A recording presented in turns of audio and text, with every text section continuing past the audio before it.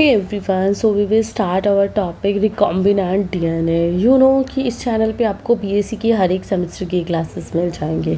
आज का जो मेरा टॉपिक है वो पुनर्संयोजन डीएनए है, जो आपका बीएससी जूलॉजी, ठीक है, एमएससी, या अगर आप सीएसआईआर और आईआईटी की तरफ बॉटनी जूलॉजी में जाते हो तो ये क्लास आपके लिए यूज़फुल है। तो जूलॉजी की क्लास में शेयर करने वाले हो।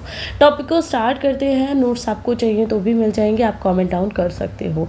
देखो, पुनर्संयोजन डीएनए का नाम आपने सुना है ना, हम हमेशा से सुनते आ रहे हैं। डीएनए क्या होता है? जो हमारे गुणों को, हमारे फैक्टर्स को क्या करता है? ट्रांसलेट करता है, ठीक है, ट्रांसलेट करता है, एक पीढ़ी से दूसरी पीढ़ी में काम करता है। ये चीज़ें हमें पहले से पता है, बट अभी हम बात करने वाले हैं रिकॉम्बिनेंट डीएनए, ठीक है, डीएनए यानी कि आरडीएनए। ये क्या होता है? आर का मतलब क्या होता है? आर का मतलब है यहाँ पे रिकॉम्बिनेंट, और डीएनए का मतलब आपको पता ही है कि डाईराइबोन्यूक्लिक एसिड, ठीक है। तो अब अगर हम आरएनए की बात करते हैं तो सबसे पहले हमें जो पॉइंट फोकस में रखना है, that is it is discovered by San Francisco in California university in 1973। ये आपको इंट्रोडक्शन याद रखना है कि जब भी हम किसी थ्योरी को पढ़ते हैं, टॉपिक को पढ़ते हैं, तो हमारा फोकस जाता है कि उसे किसने इंट्रोड्यूस किया था। तो सैन फ्रांसिस्को ने कैलिफोर्निया यूनिवर्सिटी में 1973 में आपका किसको दिया था? रिकॉम्बिनेंट डीएनए को दिया था। अब सिंपल से सिंपल वर्ड में समझते हैं कि रिकॉम्बिनेंट डीएनए क्या होता है। देखो, उन्होंने क्या किया था, एक फैक्टर है, मान लीजिए ये ए है, ठीक है, ये हमारा बी है। अब इसमें कुछ चीज़ों की हमें कमी लग रही है, ठीक है, हम इसे ऐसे डिनोट कर देते हैं, ठीक है। तो अभी हमें इस फैक्टर्स को इसमें इंक्लूड करना था, तो उन्होंने क्या किया था, इसमें इस फैक्टर को इंजेक्ट कर दिया था, ठीक है, और इसी को हम आरडीएनए बोलते हैं, ठीक है। अब आप सोचोगे मैम ये क्या था? देखो, ये हमारा जीन है, मान लीजिए आप, ठीक है, यानी कि जीन ऑफ इंटरेस्ट। जो चीज़, मान लीजिए कि मेरे में किसी चीज़ की कमी है, हम, या मैं प्लांट के आपको लेती हूँ, हम जूलॉजी की बात करें तो प्लांट में जाते हैं। मान लीजिए हमें गेहूं का पेड़ बनाना है ना, ये आपने थ्योरी सुनी थी कि ये गेहूं का पेड़ है।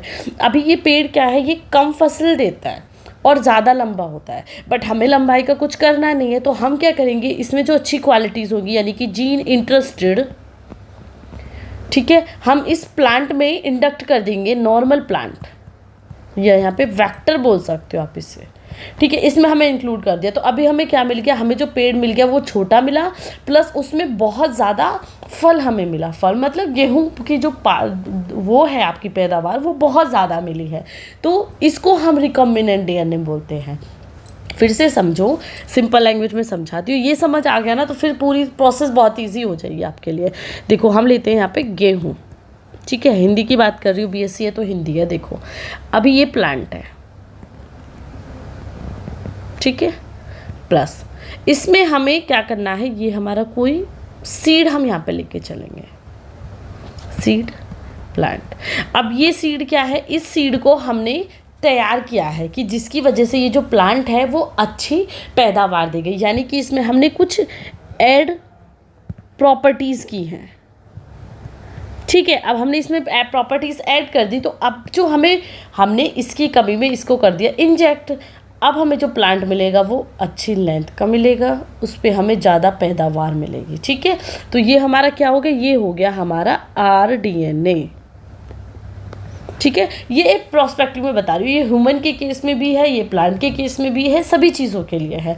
अब आपको समझ आया। और अगर हम ह्यूमन की बात करते हैं तो ये हमने जीन इंजेक्ट किया। आपको पता है अभी ऐसा भी थ्योरेटिकल पोर्शन चल रहा है कि अगर हमें किसी बच्चे को डॉक्टर ही बनाना है तो हम उसमें क्या करेंगे, डॉक्टर का जीन इंजेक्ट कर देंगे कि उसमें जाके वो जीन क्या है प्रोड्यूस हो जाए और बच्चा डॉक्टर ही बने, ठीक है। तो हमने ये ह्यूमन है, इसमें ये जीन इंजेक्ट कर दिया, तो अभी उसमें यही प्रॉपर्टी आएगी कि उसे बस डॉक्टर ही बनना है, उसी में उसका इंटरेस्ट रहेगा, अदर चीज़ों में नहीं जाएगा।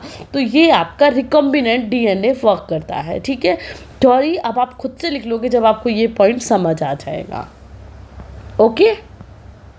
अभी कुछ प्रॉब्लम है तो अब देखो, अगर मैं सिंपल लैंग्वेज में इसे थ्योरेटिकली समझते हैं हम, तो काफ़ी ज़्यादा डीएनए के बारे में रिसर्च की गई, प्रयोगशालाओं में काम किया गया। तो उन्होंने क्या किया कि प्लाज्मिड को लेके, और इसमें सबसे इम्पॉर्टेंट जो रोल प्ले करता है वो आपका करता है ई कोलाई, ठीक है। ई कोलाई के ऊपर काफ़ी ज़्यादा वर्क किया जाता है क्योंकि ये रेस्ट्रिक्शन एंजाइम की तरह वर्क करता है। तो यहाँ पे हम क्या करते हैं, ई कोलाई का यूज़ भी करते हैं। तो आरडीएनए जो है आपकी प्रोसेस काफ़ी ज़्यादा अच्छी है। इसमें आपको अलग अलग चीज़ों से हम न्यू जो प्रोस्पेक्टिव्स हैं वो तैयार कर सकते हैं।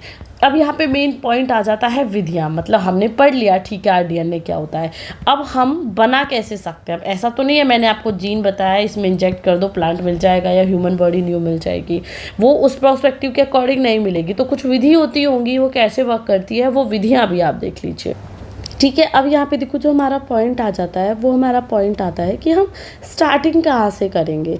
तो अब हम जब हम विधियाँ देखते हैं इसमें, तो इसकी 3 नॉर्मली विधि बच्चे आपको देखने के लिए मिलती है।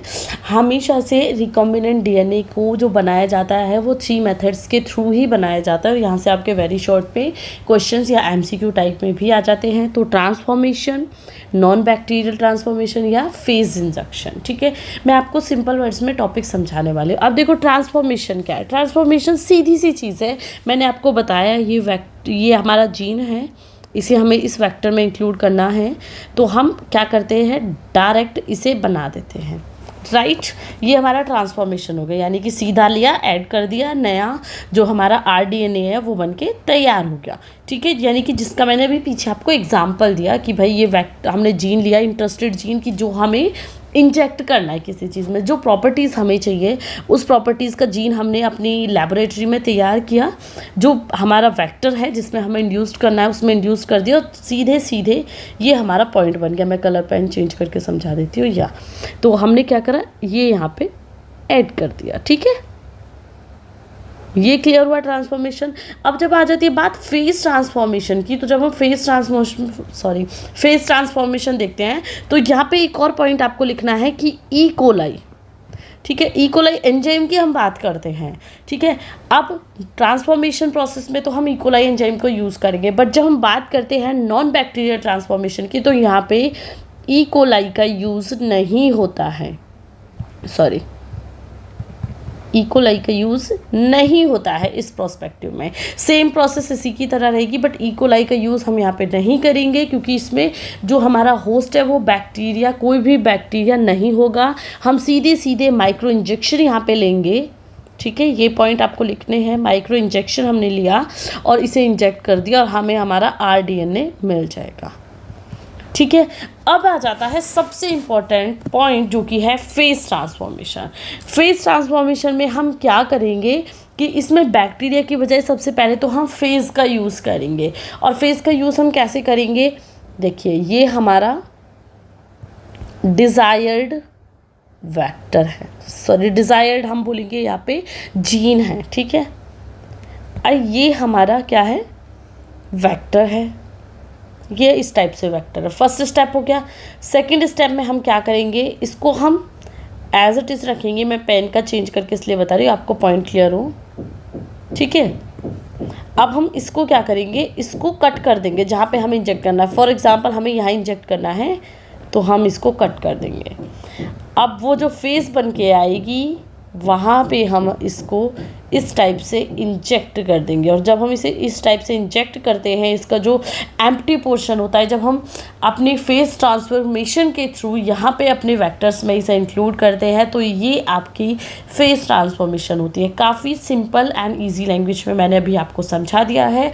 आई होप आपके लिए टॉपिक क्लियर रहेगा, टॉपिक क्लियर होगा, आपके डाउट्स क्लियर रहेंगे। और अगर आपको फिर भी कोई डाउट है, फिर भी कोई प्रॉब्लम है, तो आप मुझसे कांटेक्ट कर सकते हो। आपको हर एक टॉपिक की क्लास यहाँ पे दी जाएगी। तब तक के लिए bye bye and thank you so much मेरे चैनल को देखने के लिए। बीएससी रिलेटेड आपके कोई भी डाउट्स हो तो आप मुझसे कॉन्टैक्ट कर सकते हो, आपको हर एक चीज़ का रिप्लाई मिल जाएगा। सो बाय बाय।